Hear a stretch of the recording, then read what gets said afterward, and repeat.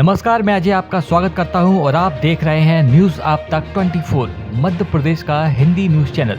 चलिए देखते हैं मध्य प्रदेश की 25 मुख्य खबरों को, लेकिन उससे पहले कमेंट करके हमें बताइए कि आप न्यूज किस जिले से देख रहे हैं। साथ ही वीडियो को लाइक, शेयर और चैनल को सब्सक्राइब करना ना भूलें। हमारे फेसबुक पेज को भी फॉलो करना ना भूलें, जिसका लिंक डिस्क्रिप्शन बॉक्स में दिया गया है। ईवीएम से ही होंगे लोकसभा चुनाव, सुप्रीम कोर्ट ने खारिज की सभी याचिकाएं। सुप्रीम कोर्ट ने साफ कर दिया है कि देश में चुनाव ईवीएम से ही होंगे। बैलेट पेपर से चुनाव कराने की कांग्रेस समेत तमाम पक्ष की याचिका खारिज कर दी गई है।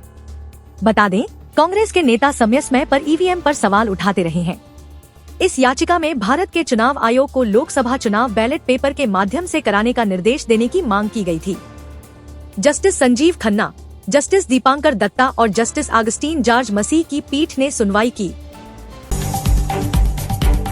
जैन अध्ययन केंद्र में पांडुलिपियों का होगा डिजिटलीकरण, संस्कृति के संरक्षण व संवर्धन का भी होगा कार्य। देवी अहिल्या विश्वविद्यालय में 25 करोड़ रुपए की लागत से जैन अध्ययन केंद्र की स्थापना होगी।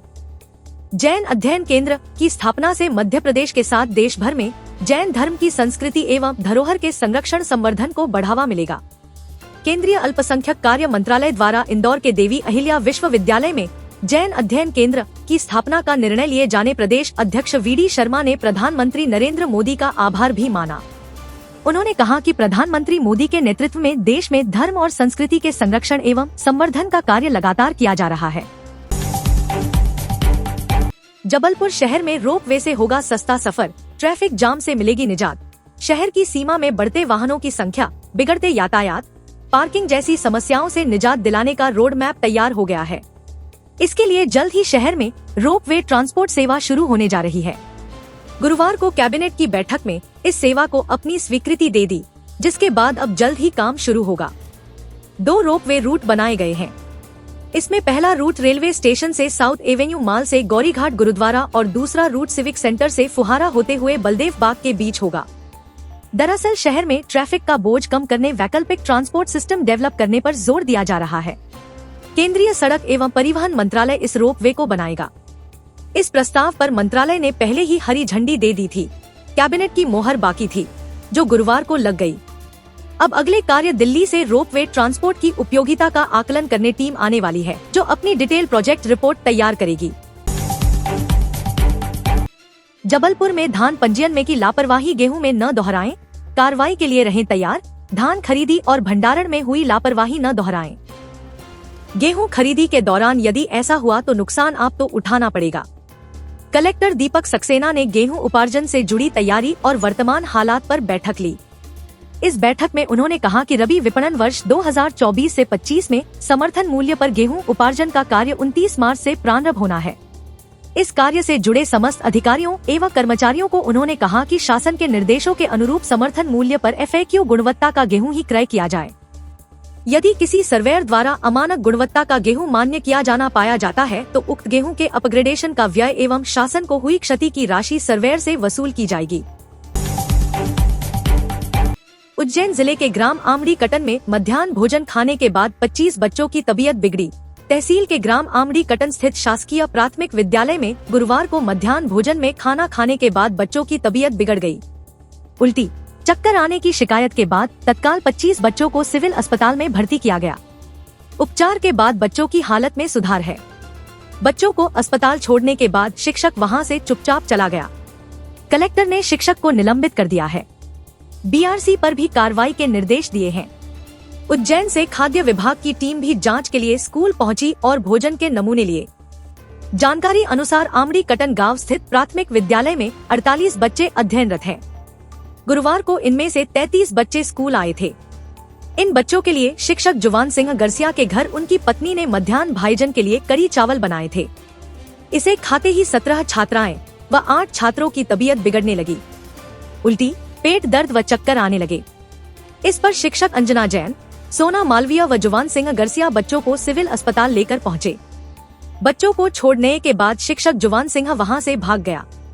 चिकित्सकों ने तत्काल सभी बच्चों को भर्ती कर उपचार शुरू किया।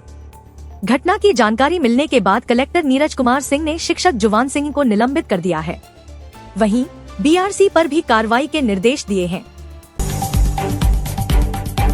भोपाल में जूनियर डॉक्टरों का स्टाइपेंड 3,500 तक बढ़ा। 1 अप्रैल 2023 से मिलेगा लाभ। राज्य शासन ने बुधवार को शासकीय मेडिकल कॉलेजों में अध्ययनरत जूनियर डॉक्टर और सुपर स्पेशलिटी की पढ़ाई कर रहे डॉक्टरों का स्टाइपेंड बढ़ा दिया है। इसमें intern, JUDA, senior resident, junior resident और सुपर स्पेशलिटी की पढ़ाई करने वालों को अधिकतम 3,500 रूपए प्रतिमाह का लाभ मिलेगा। बढ़ा हुआ स्टाइपेंड 1 अप्रैल 2023 से लागू होगा। पिछले महीनों का बढ़ा हुआ स्टाइपेंड एरियर के रूप में मिलेगा। रतलाम में छात्राओं से भरी स्कूल की वैन को ट्रक ने मारी टक्कर, 7 घायल। महुनीमच हाईवे पर जिला मुख्यालय से करीब 17 किलोमीटर दूर पलदुना फंटे के समीप ट्रक ने स्कूली वैन को टक्कर मार दी। इससे वैन में सवार 7 छात्राएं घायल हो गयी। घायलों को मेडिकल कॉलेज में भर्ती कराया गया है, जहां उनका इलाज चल रहा है। जानकारी के अनुसार शुक्रवार सुबह निजी वैन ग्राम नौगांव और पलदुना से विद्यार्थियों को लेकर जा रही थी।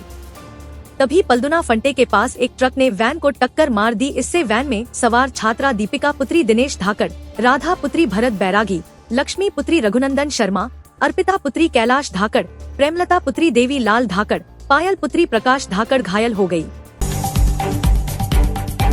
इंदौर निगमायुक्त हर्षिका सिंह का तबादला, शिवम वर्मा होंगे नए कमिश्नर। लोकसभा चुनाव से पहले कल देर रात मोहन सरकार ने बड़ी प्रशासनिक सर्जरी कर कई IAS अधिकारियों का ट्रांसफर कर दिया। इस सूची में इंदौर की निगमायुक्त हर्षिका सिंह का नाम भी शामिल है। उनका ट्रांसफर कर उन्हें मध्य प्रदेश कौशल विकास का संचालक बनाया गया है। वहीं इंदौर के नए निगमायुक्त शिवम वर्मा होंगे। गौरतलब है कि मध्य प्रदेश सरकार ने देर रात व्यापक प्रशासनिक सर्जरी की।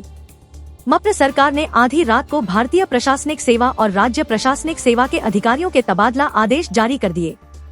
37 IAS अधिकारियों के तबादला आदेश जारी हुए हैं। इंदौर के कांग्रेस नेता पंकज संघवी और महू से पूर्व विधायक अंतर सिंह दरबार भाजपा में शामिल। आगामी आम चुनाव से पहले भाजपा जहां अपना कुनबा लगातार बढ़ा रही है, वहीं विधानसभा चुनाव में करारी पराजय से पस्त कांग्रेस नेताओं में भगदड़ मची है। शुक्रवार को भाजपा ने कांग्रेस को एक और झटका दिया, जब इंदौर के वरिष्ठ कांग्रेस नेता पंकज संघवी भाजपा में शामिल हो गए। वहीं महू से विधायक रहे पूर्व कांग्रेस नेता अंतर सिंह दरबार ने भी भाजपा का दामन थाम लिया। यह दोनों नेता अपने सैकड़ों समर्थकों से साथ दोपहर करीब 11:30 बजे राजधानी में भाजपा के प्रदेश मुख्यालय पहुंचे। मुख्यमंत्री डा मोहन यादव, पार्टी प्रदेशाध्यक्ष VD शर्मा और प्रदेश शासन में मंत्री कैलाश विजयवर्गीय ने उन्हें पार्टी की सदस्यता दिलाई। भोपाल में टेंट हाउस के गोदाम में लगी आग, दमकल कर्मियों ने 3 घंटे की मशक्कत के बाद पाया काबू। बाग मुगालिया इलाके में स्थित एक टेंट हाउस के गोदाम में शुक्रवार सुबह अचानक आग लग गई। इससे गोदाम में रखे एक के बाद एक 4 सिलेंडरों में ब्लास्ट हुआ। इससे आसपास के लोगों में अफरातफरी मच गई। टेंट हाउस के गोदाम में जहां आग लगी, उसके आसपास घनी बस्ती है। आग की लपटों को देखकर पड़ोसियों ने इसकी सूचना फायर कंट्रोल रूम को दी गई, जिसके बाद मौके पर 1 दर्जन दमकलों को भेजा गया। 5 किलोमीटर दूर से गोदाम में लगी आग से उठता धुआं दिख रहा था। करीब 3 घंटे की मशक्कत के बाद इस आग पर काबू पा लिया गया। ग्वालियर में 31 डिग्री सेल्सियस पार रहा पारा, पंखे की हवा में ही मिली राहत। जम्मू कश्मीर में सक्रिय पश्चिमी विक्षोभ का प्रभाव कम होने के कारण गुरुवार को हवा का रुख उत्तरी हो गया। उत्तरी हवा के कारण दिन के तापमान में मामूली गिरावट दर्ज की गई, जबकि रात के समय बादल छाए रहने के कारण पारे में हल्का इजाफा हुआ। इसके बावजूद अधिकतम तापमान 31 डिग्री सेल्सियस के ऊपर ही बना रहा, जिसके कारण घरों में पंखे की हवा में ही लोगों को राहत महसूस हुई। दोपहर के समय बाहर जाने पर लोगों के माथे पर पसीना भी नजर आया। मौसम विभाग के अनुसार आगामी 2 दिन तक यही मौसम बना रहेगा।